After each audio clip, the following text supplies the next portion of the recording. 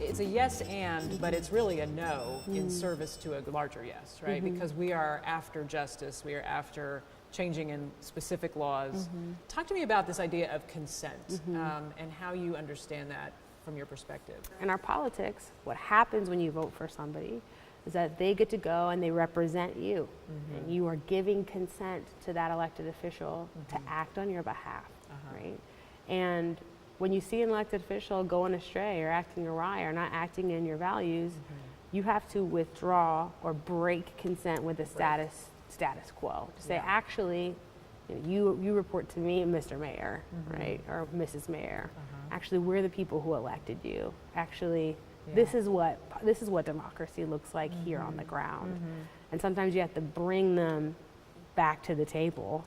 But so one of the things that you look for when you're in the world as it is, when you're looking for talented leaders, is who is willing to have the basic question that it doesn't have to be this way. That's the beginning of breaking consent.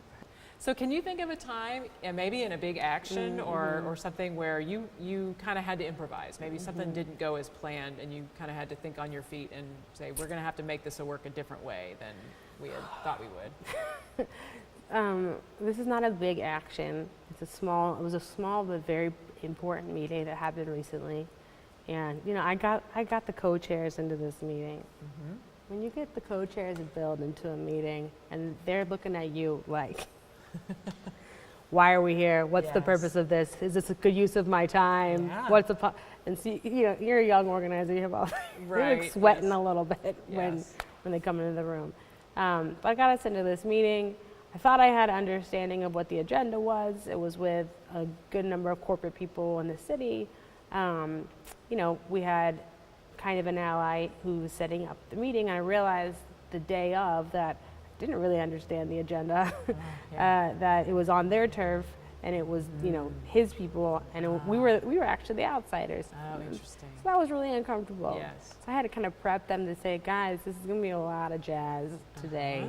Why don't you think about you can frame our intentions, you can say what we'd like, and let's just be prepared that if something goes awry, Bishop's going to handle it, and we'll back him. Right?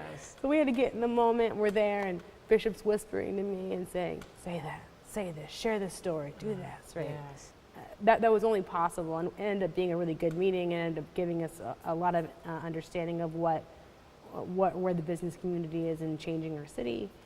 But it only worked because Bishop knows me and knows the stories that have impacted me and understood who was in the room and was able to say, share this about yourself. Right? Or Andrew, share that story of the campaign you were in and how that impacted other business. We were to play off of one another. Stuff like that happens constantly.